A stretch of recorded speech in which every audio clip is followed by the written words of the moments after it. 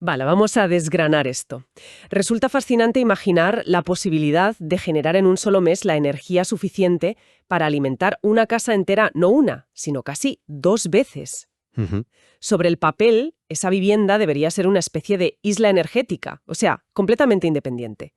Pero claro, luego llega la realidad de los datos y vemos que a pesar de esa enorme sobreproducción, esa misma casa tuvo que comprar a la red eléctrica externa el 75% de la energía que realmente consumió. Es que es una pasada. Y es un escenario que rompe muchos esquemas, ¿eh? Porque no estamos hablando de simulaciones teóricas en un laboratorio, son datos absolutamente reales. Exacto. En esta inmersión a fondo tenemos sobre la mesa un documento que es una joya para entender esto.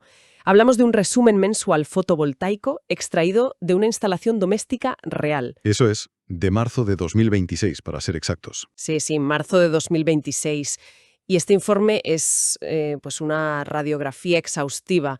Tiene métricas de producción, historiales de consumo y, lo más interesante, el impacto financiero real en la factura de la luz. Incluyendo ese concepto del que tanto se habla últimamente, que es la batería virtual. Madre mía, la famosa batería virtual. Pero bueno, el objetivo de nuestro análisis de hoy no es leer una tabla de Excel llena de números aburridos. Queremos descifrar la mecánica que hay detrás. Claro, o sea, cómo colisionan en un simple tejado la física de los paneles solares, la impredecibilidad del tiempo y hasta la complejidad del mercado financiero. Totalmente, porque siempre se habla de la transición energética a un nivel macro, ¿verdad? Sí, sí, siempre hablando de gigavatios o de parques solares inmensos que ocupan hectáreas enteras. Ya. Pero la verdadera complejidad técnica de esto, lo de descentralizar la red, se entiende muchísimo mejor a esta escala microscópica en una casa cualquiera. Es que el documento ilustra perfectamente un problema de sincronización que es colosal. Generar la energía es la parte fácil, digamos. El reto de la ingeniería actual es cuándo se produce esa energía y cómo narices absorbe el sistema ese impacto. Pues empecemos por los datos puros de generación, porque tela, las cifras engañan muchísimo. Ya lo creo. A ver, durante este mes de marzo, el sistema inyectó 1.147,767 kilovatios hora. Una barbaridad. Es que, visualmente, más de 1 megavatio hora suena a una cantidad masiva de energía. Pero aquí es donde el documento nos da una bofetada de realidad brutal. Sí, la comparación con el histórico. Eso es, la producción histórica esperada para ese mismo mes, basada en la radiación promedio de esa zona, era de más de 1.570 kilovatios hora. Y el informe refleja esto en una métrica que llaman IPSR, que, atención, se desploma a un menos 26,9%. Fíjate, ese acrónimo, el índice de rendimiento del sistema, es clave aquí. Ujú. Porque no está comparando la caza con la instalación del vecino. No, mide la eficiencia del sistema contra su propio potencial teórico, asumiendo condiciones climáticas normales. O sea que un menos 26,9% significa que rindió más de una cuarta parte por debajo de lo que debería. Exactamente. Rindió por debajo de lo que la física y el histórico dictaban para un mes de marzo cualquiera. Y antes de avanzar, creo que es vital hacer una pequeña pausa para aclarar un concepto técnico porque el informe cruza dos términos todo el rato y puede ser confuso. Te refieres a la diferencia entre kilovatio y kilovatio hora, supongo. Justo eso, porque a ver, el informe detalla que el 27 de marzo se generaron 56 kilovatios hora en total. Sí. Pero luego dice que el pico máximo de potencia se alcanzó a las 12:45 de la mañana con 8,8 kilovatios, sin la H. Claro, son cosas distintas. Para que se entienda bien, a mí me gusta usar la analogía del agua, que es muy gráfica. El kilovatio a secas, la potencia, es el diámetro de la tubería. Ujú. Entonces, un pico de 8,8 kilovatios significa que a esa hora, a las 12:45, la instalación era como una tubería inmensa escupiendo energía a muchísima presión. Exacto. En cambio, el kilovatio hora es el volumen total de agua que se ha recogido en el cubo al terminar el día. Esa analogía de la fontanería es perfecta, de verdad. Porque la potencia es eso, la velocidad o la capacidad instantánea del inversor para transformar la corriente en un segundo concreto. Claro. Mientras que la energía, el kilovatio hora, es la suma de todo ese trabajo durante el tiempo.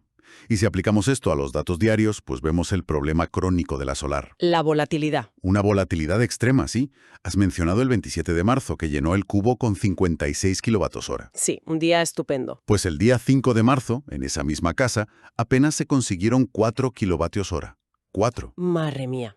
O sea, estamos hablando de una diferencia de 14 veces en la misma instalación en cuestión de un par de semanas. 14 veces, sí. Y en el mismo mes. Inteligentísimos, algoritmos. Sí, sí.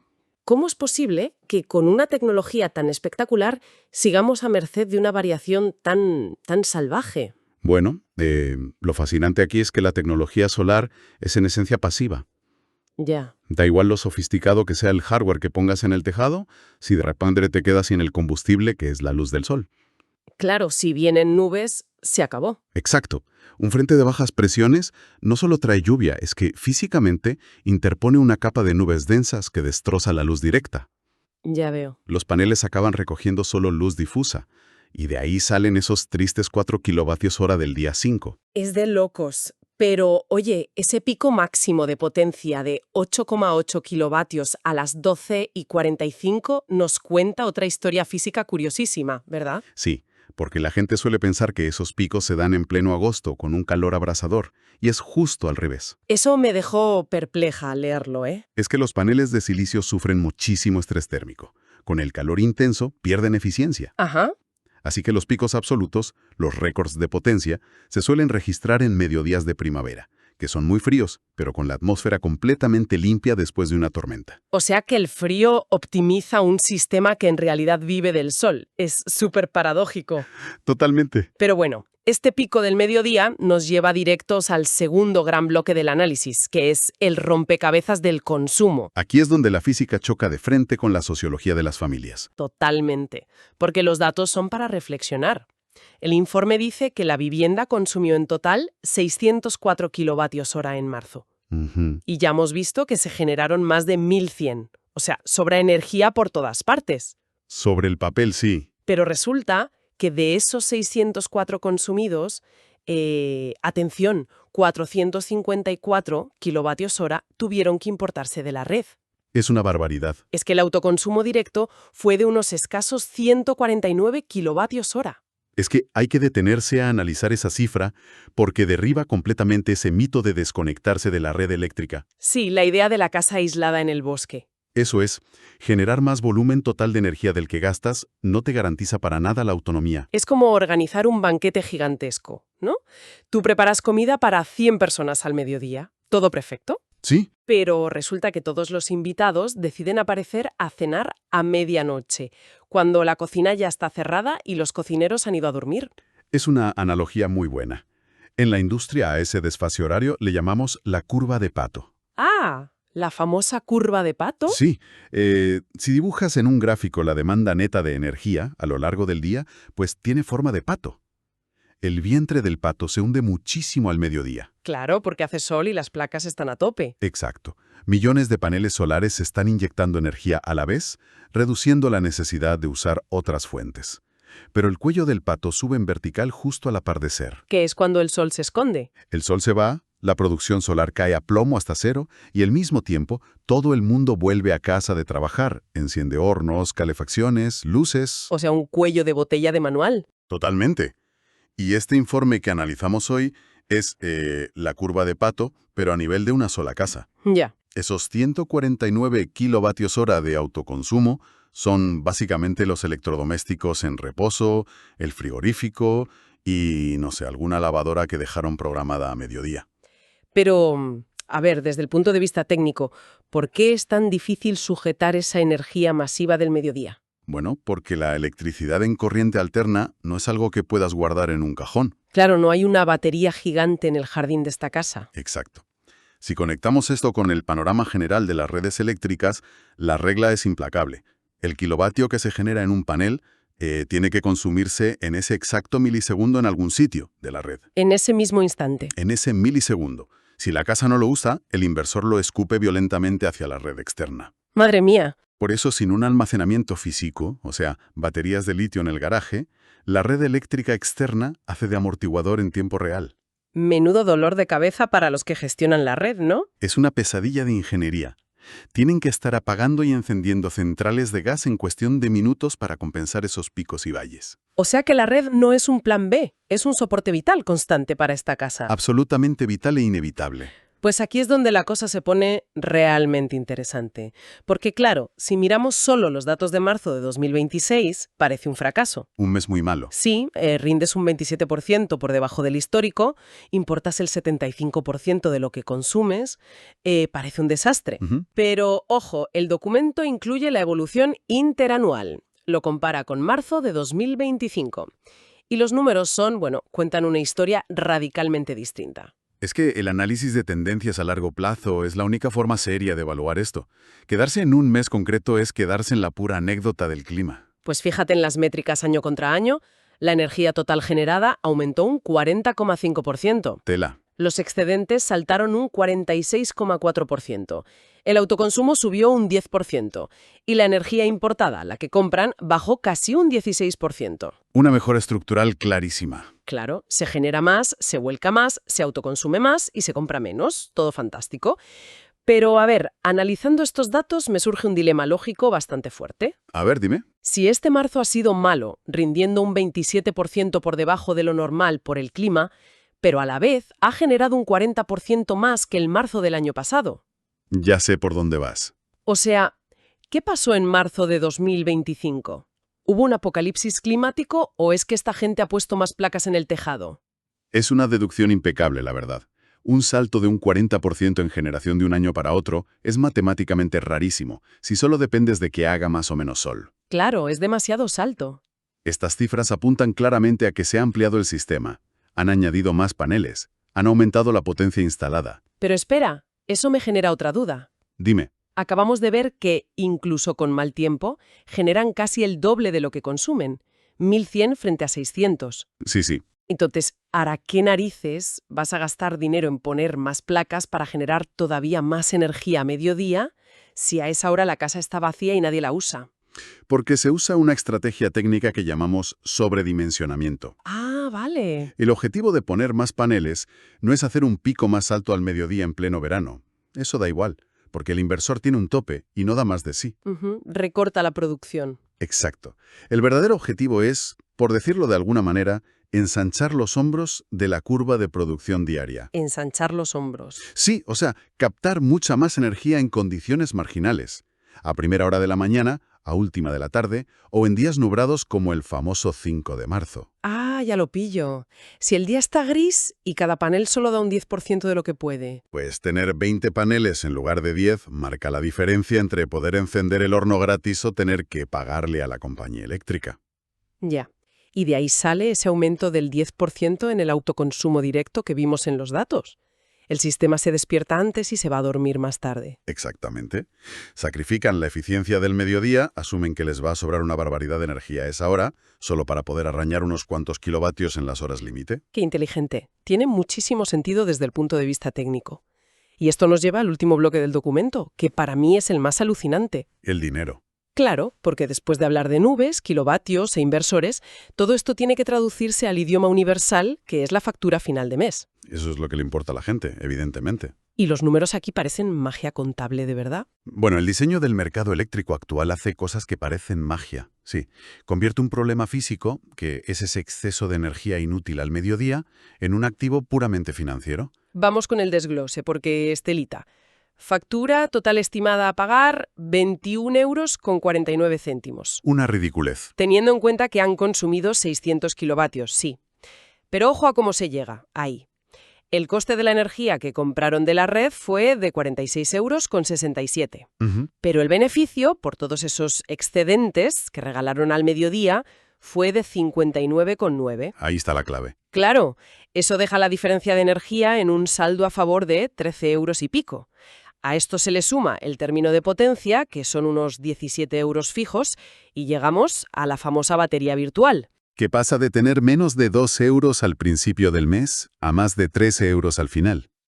Sí, una ganancia limpia de 11 € en saldo. Pero hay que explicar esto de la batería virtual, porque el nombre es brillante para vender, pero técnicamente es súper engañoso. Totalmente. Hay que dejar clarísimo que aquí no hay ninguna batería de verdad. No hay una caja en el trastero guardando electrones para usarlos en diciembre. ¿Qué va? ¿Qué va? Es puramente un asiento contable. A mí me gusta compararlo con un casino. Imagina que la comercializadora es el casino. Tú generas un montón de ficas, de energía, a mediodía, y se las das al casino. Ujú. Como ellos no pueden guardar la energía, la venden al instante en el mercado. Y a cambio te apuntan los beneficios de esa venta en una cuenta virtual. En euros, eso es importantísimo, no en kilovatios, en euros. Exacto, en euros. Y luego por la noche, cuando llegas a casa y enciendes la tele y gastas energía de la red, pues vas pagando con esos euros acumulados en lugar de secar la tarjeta de crédito. Es una analogía perfecta. El sistema funciona exactamente así, como un intermediario financiero. Pero, a ver, analizando los datos brutos, aquí hay una simetría que clama al cielo, ¿eh? A ver, los precios. Claro, físicamente esta casa inyectó en la red 1000 kilovatios hora de excedente, 998 para ser exactos. Casi un megavatio hora, sí. Y el beneficio económico que sacaron fueron 60 euros. Si haces la cuenta de la vieja, les están pagando a 6 céntimos el kilovatio. Sí, y probablemente menos en algunas horas. Y sin embargo, los 450 kilovatios que compraron por la noche les costaron casi 47 euros. O sea, los pagaron a 10 o 11 céntimos. El doble, prácticamente. Es una barbaridad, o sea, estás regalando 1000 kilovatios a precio de saldo, pero pagas a precio de oro los 400 que necesitas. ¿No es esto penalizar al productor doméstico? Esto plantea una pregunta muy legítima, la verdad, y a simple vista parece abusivo. Pero la explicación está en el mercado mayorista eléctrico, lo que llamamos el pool. A ver, La electricidad tiene un precio que fluctúa cada hora según la oferta y la demanda. A las 12:30 de la mañana, cuando esta casa inyecta esos 1000 kilovatios, también lo están haciendo millones de casas más. claro, ¿y los parques solares enormes? Exacto. Se inunda el mercado de energía justo en un momento en el que nadie está en casa gastando. Hay un exceso de oferta brutal. Ya, el efecto caníbal de las renovables. Eso es, la sobreproducción hunde el precio, a veces hasta los 0 euros. Entonces, la comercializadora no te puede pagar 15 céntimos por algo que en el mercado cuesta 0. Tiene sentido. Si tienes algo que sobra por todas partes y nadie quiere en ese momento, pues no vale nada. Y por la noche pasa lo contrario. No hay sol, todo el mundo consume, hay que encender las centrales de gas y el precio se dispara. Compras caro y vendes muy barato por una pura cuestión de física de redes. Pero bueno, a pesar de lo injusto que parece el precio unitario, la estrategia de la fuerza bruta al final funciona. Vaya que sí funciona. O sea, inyectas 1000 kilovatios baratos para generar 60 euros y con esos 60 euros anulas todo lo que has consumido de noche. Y al final pagas 21 euros, que es solo el peaje por usar los cables y los impuestos. Es el triunfo absoluto a nivel financiero. Es brindarse contra el mercado, literalmente. Menudo viaje analítico. O sea, hemos partido de un mes de marzo bastante deprimente en cuanto a clima, que obligó a tirar muchísimo de la red eléctrica externa, Ujú. pero luego al mirar el panorama anual hemos visto una mejora enorme por ese sobredimensionamiento de los paneles. Sí, Y para rematar, todo esto acaba metido en la coctelera de la batería virtual, reduciendo una factura que habría sido carísima a unos ridículos 21 euros. es que este resumen demuestra que la transición energética actual no va de aislarse en una burbuja, va de integrarse en el sistema de manera muy inteligente. La red ya no es un cable que trae luz y punto, es una cámara de compensación. Exacto. Pero fíjate, quiero dejar una última idea en el aire, porque el dato de los excedentes es sobrecogedor. Es mucho volumen, sí. Casi 1 megavatio hora devuelto a la red por una sola casa en un mes regular tirando a malo. Si un solo tejado vuelcas este torrente de energía, ¿qué va a pasar a nivel macro cuando barrios enteros o ciudades enteras estén haciendo esto simultáneamente? Es un cambio de paradigma total. Es que nos asomamos a un futuro donde las casas dejan de ser pasivas. Ya no solo consumen energía, sino que actúan como si fueran pequeños corredores de bolsa automatizados, ¿verdad? Totalmente. Negociando valor en tiempo real. Inyectando energía, reteniendo saldo en un mercado descentralizado. Es que el contador eléctrico de toda la vida, la ruedecita esa que giraba en la pared, Sí, la que solo iba en una dirección. pues se está convirtiendo en un cerebro financiero espectacular. Esto te invita a mirar más allá de los números y entender las matemáticas invisibles que están reescribiendo nuestra relación con la energía. Bueno, hasta la próxima inmersión a fondo.